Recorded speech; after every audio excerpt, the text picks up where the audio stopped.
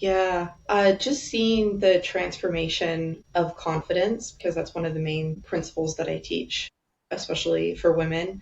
Just seeing them being able to stand in their power, negotiate for their worth, stand up for what it is that's really right, and being able to see that transformation for each of my individual clients. And hearing that months and years later, those principles are still working for them and it's still helping transform their life.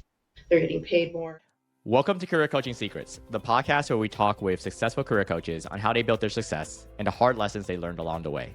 My name is Davis Nguyen, and I'm the founder of Purple Circle, where we help career coaches scale their business to $100,000 years, $100,000 months, and even $100,000 weeks. Before Purple Circle, I've grown several 7- and 8-figure career coaching businesses myself, and have been a consultant at 2 career coaching businesses that are doing over $100 million each. Whether you're an established coach or building your practice for the first time, you'll discover the secrets to elevating your coaching business.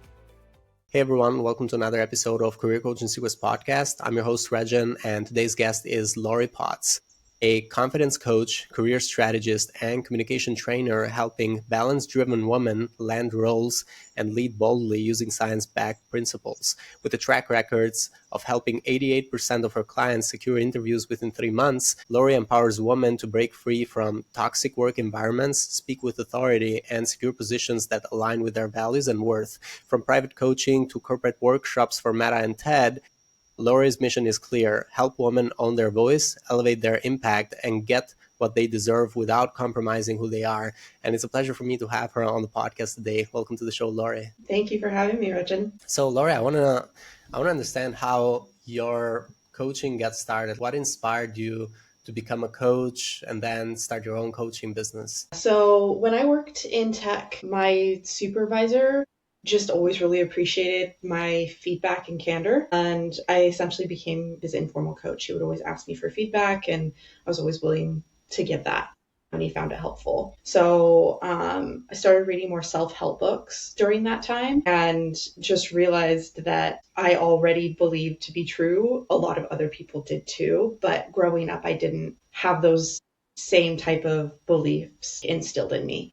And so getting the feedback that your insights and what you see is different than what other people could provide insights on from a supervisor with much more experience in the workplace than I had at the time. And hearing that feedback, knowing I was being helpful, and then just seeing that experts who were authors and had years and decades of experience had similar beliefs to what I already did. I just wasn't aware of it. And so I just realized how much I aligned with people with a lot of wisdom that just came really naturally to me as a young professional. And how many years has it been since you started doing this, the coaching business? So I went full on into my business in 2020. I got fired in the middle of COVID, not let go, fired. That's how bad it was. And I just decided that I was done trying to be someone I wasn't in the corporate world. And I just wanted to focus on what my strengths really were instead of working for managers that shouldn't have even been like in management positions because they were terrible leaders. Mm-hmm. So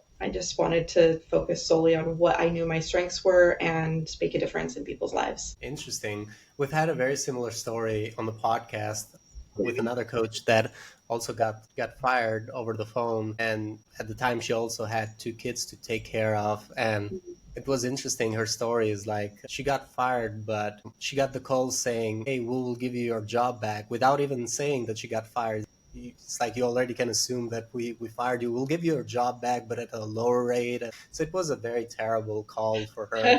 Such a weird call. Yeah.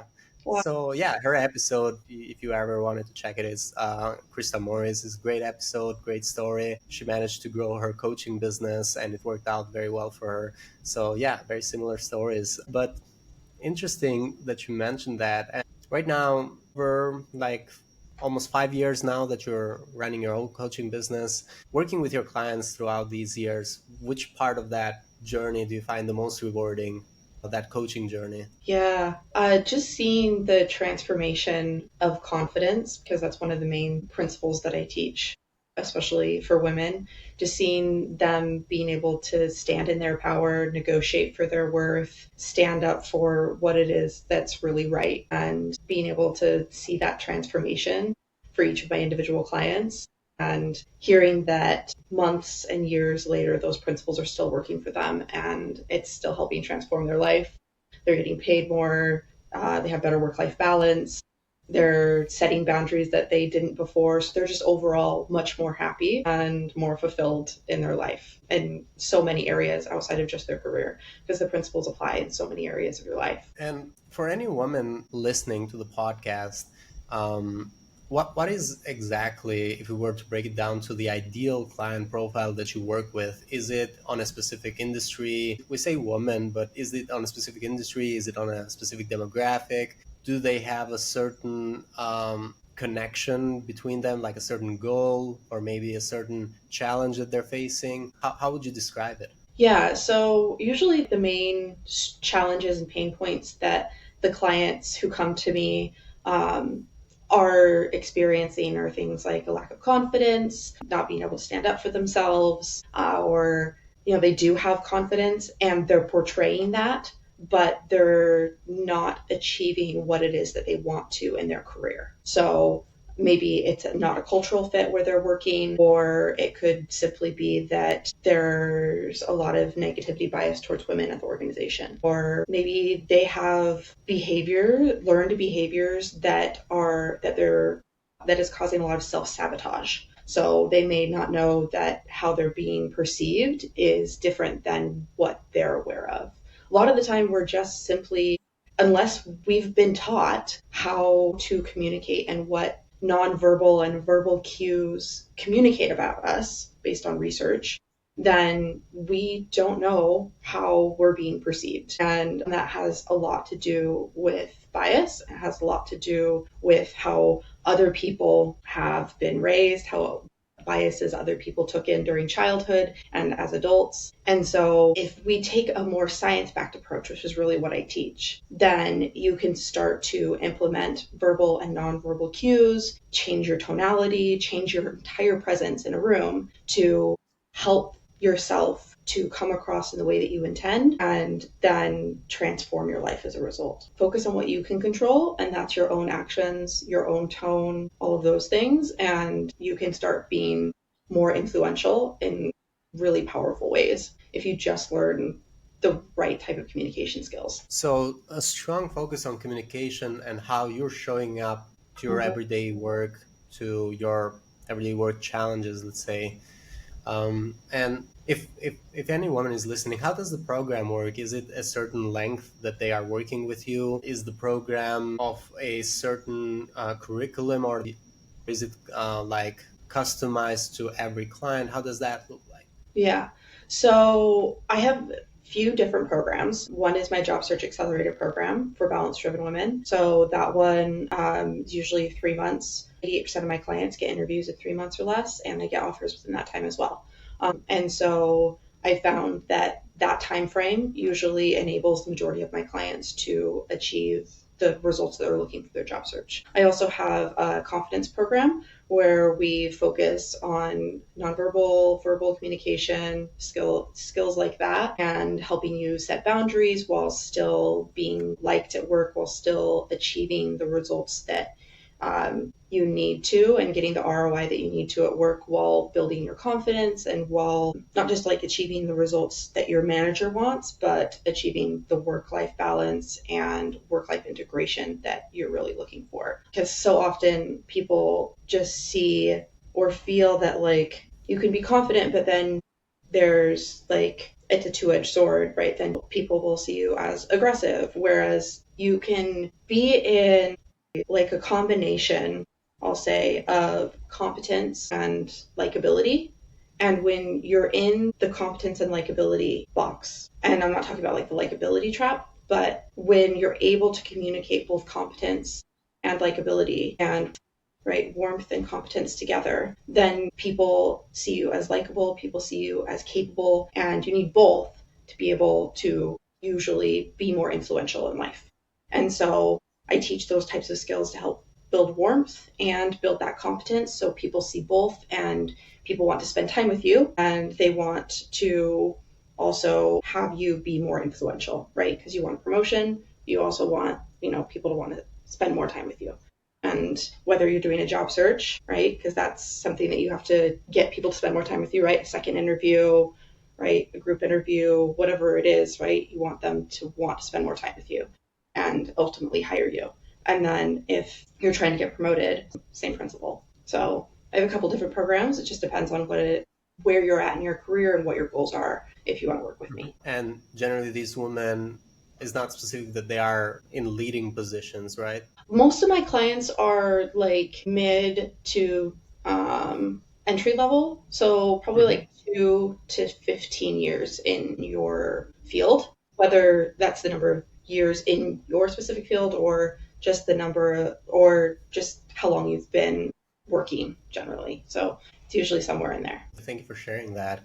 And just a question for any coach who's listening, in terms of marketing, which channels do you find that are working best for you to find that ideal client? Is it LinkedIn or referrals? What is working best for you? I'm sure you've heard from lots of other people too, but LinkedIn algorithm is absolutely terrible right now. That is where I have found the majority of my clients. However, like I remember in 2021, an average post in 24 hours would get 2,000 impressions. And now like I'm reusing similar content, the same content, right? Just repurposing it, and it's 60 in 24 hours. And I have doubled the number of followers. It's just awful right now. I'm not liking LinkedIn. I am wanting to expand TikTok and Instagram because I think the younger generation is attracted to those platforms. And the majority of the people that I help are younger millennials or mid millennials or some Gen Z employees as well.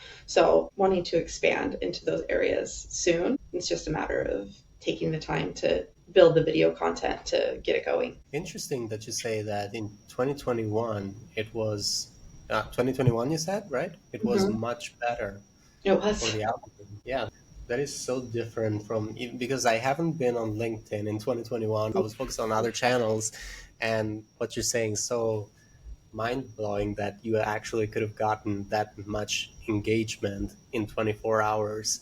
I feel like maybe it could be that AI has helped grow the size of the content, so there's a lot more content, which Maybe. makes that engagement spread out more. Could be one thing, but yeah, I've it is also seen since I think it was a couple months ago, LinkedIn fired a good portion of people. They did some layoffs. And within that week, people were like, I'm getting weird feedback saying that like my comment is breaking standards and like is not at all like in conflict with their community standards or terms at all. The AI has not been trained sufficiently enough clearly to provide that type of feedback to real users. So they have a lot of work to do if they want to keep using AI to filter comments based on their terms and conditions. And when it comes to Instagram and TikTok, have you already started testing it out? A little bit on Instagram. I'm still one of my weaknesses is I'm just like a perfectionist, and especially with video.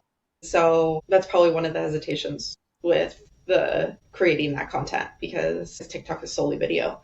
So yeah, I'm working on it, but it's going to take some time. Thank you. Thanks so much for sharing all of this. What about thinking of goals for the next 1 to 3 years? So looking into the future, how do you see your coaching business? Do you have any specific goals that you're now focused on in the short to midterm future? Yeah, I just want to be able to keep expanding my group program. I found like 5 to 10 people in the group program for my job search accelerator. It's a good fit. I'm still able to answer everyone's questions within the weekly training sessions. And then definitely want to grow the number of people in my confidence program. I also do public speaking coaching as well and speech writing. So I would say growing each of those would be a goal of mine in the next 1 to 3 years is just having consistent pods of and groups of people in each of those and just having like the right number, right? With lead generation, especially when you're a solopreneur, you can't have too many because then like you can't serve your clients with the detail and attention and intimacy, for want of a better term, that you want.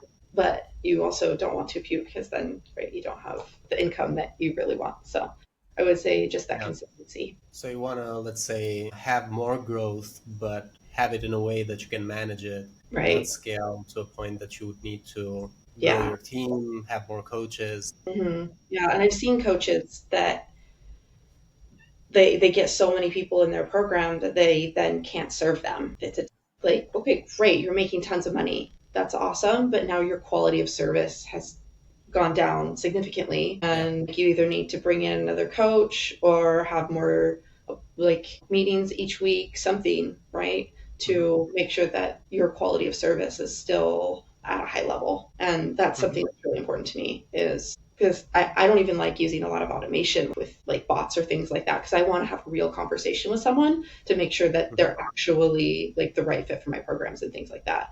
And so that's really important to me is knowing that they know that they're talking to a real person, whether we're on a video call or, we're chatting on LinkedIn. So you'd rather have a I think you manageable number of... froze. I froze? Can you hear me still? I can hear you. I can hear Okay. you. So I don't know what's going on. Do you see me now?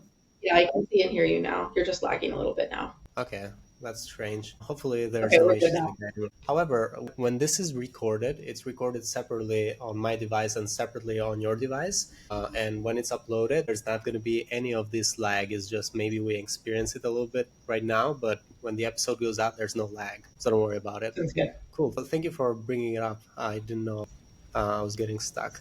And the editor can cut this part out. So to connect it back to what we were talking about, you were talking about having growth, but having to a point that you can manage because you want to give your clients the attention and intimacy that you're used to giving the clients that you're giving it now. So Mhm. you don't like the automation. You would say that the growth needs to happen, but at a very, you would say maybe at a slow rate Right. and a slow and consistent, right?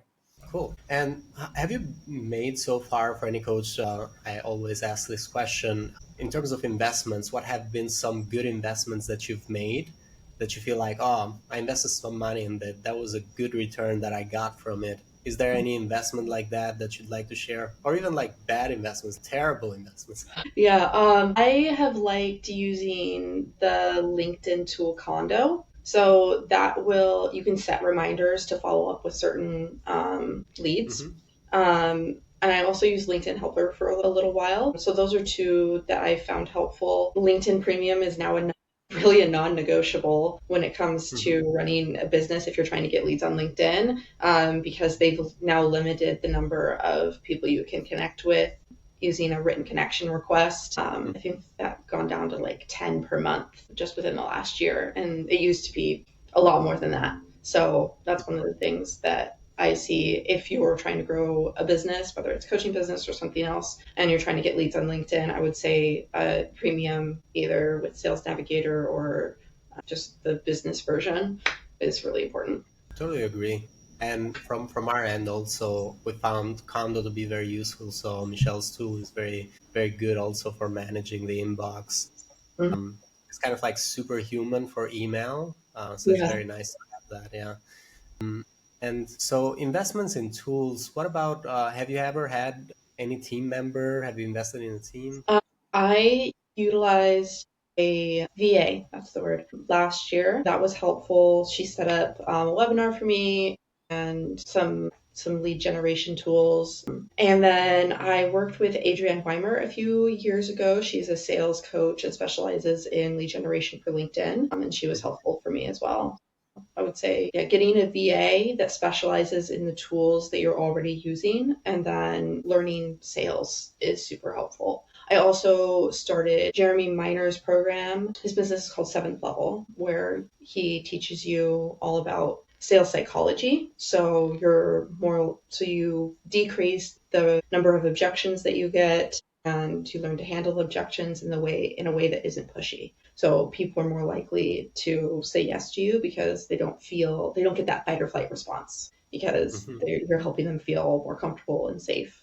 And everything that I teach in my program is backed up by scientific evidence. And so anyone that I work with, I want to make sure they're using psychology, they're using a science-backed approach in what they teach as well, because that's one of the values that's important to me is using a science-backed approach in everything that I do. So people are more likely to get the results that they're looking for. I've seen a lot of coaches, for example, they will utilize their life experience to coach individuals, which is fine, but it doesn't necessarily enable you to coach a wider variety of people, right? If it's only based on like your life experience, your career, lessons you've learned, that doesn't necessarily allow you to teach people all of the principles that will enable them to succeed, right? If you teach science-backed principles, then you have a wider array of people that you can help. So that's one of the reasons why it's important to me as well. And from an interview that I did maybe 2 3 days ago, I was talking with a coach. He was from UK, and Mm-hmm. we were discussing the difference between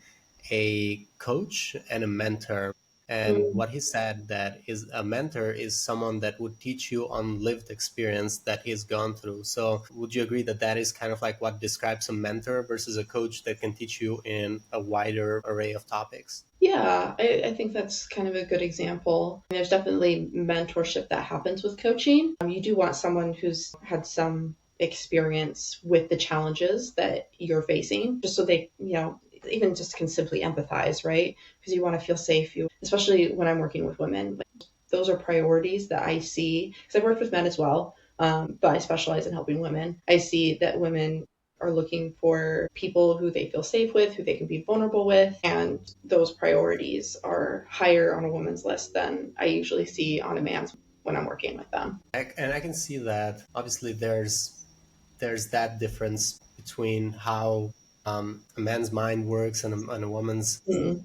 how that connection with emotion is a little bit less in men, or potentially. Now that could be a strong statement, but yeah, I'm just thinking through what you were just explaining, and I can think that there's definitely that factor that maybe resonating with your story makes a stronger connection between you and the client that you're coaching. And when it comes to challenges right now, what would you say is a challenge that you're trying to solve for next? What is a bottleneck for you right now? I'm still going through that sales program, that seventh level sales program. So just getting really good at objection handling and using like the right tonality and helping people feel comfortable when they're on a sales call with me and being genuine and authentic while doing that sales portion of the business. I would say upskilling there is my priority right now. Thank you. Thank you for sharing that. It's been lovely having you on the podcast so far. Is there any final advice you'd like to give to other coaches like yourself that are trying to scale their impact? And when I say scale their impact, it means reach out to more lives, touch more lives, make more changes to their lives, to their clients' lives. Yeah. Having a solid system to manage leads, a good CRM that you're using, something that decreases stress and increases organization. So it's really easy for you to just take action every day on your business and talk to real people about their real problems. So whenever I've had systems in place that are easy to take action on, I just know that I'm going to end up with clients. That's the pattern that I've noticed. Like, okay, I can take simple action every day. I have a script. I'm ready to go. I know, how to be genuine and authentic while using the script. And I know exactly who it is that I need to follow up with and how many people I'm following up with today. So having that structure makes a big difference in the results that you get. And I think you can apply that in a lot of areas, right, in life, right? If you're more organized, more structured, right, you're going to probably get more done. Yeah. Same definitely applies to business, but having systems in place, a CRM that's really strong really helps. Yeah, totally agree with you. And I really appreciate your time today. Thank you so much for coming to the podcast. For anyone who wants to connect with you or find you, they can go into LinkedIn and search Lori Potts. Is there any other way that people can connect with you and reach out to you? That is the best way. Cool. Thank you so much. Let me know if hopefully maybe looking forward to making this interview again in 2026. But until then, thanks so much for coming today. Thanks for having me. That's it for this episode of Career Coaching Secrets. If you enjoyed this conversation, you can subscribe on YouTube, Spotify, Apple Podcasts, or wherever you're listening to this episode to catch future episodes. This podcast was brought to you by Purple Circle, where we help career coaches scale their business to $100,000 years, $100,000 months, or even $100,000 weeks, all without burning out and making sure that you're making the impact and having the life that you want. To learn more about our community and how we can help you, visit joinpurplecircle.com.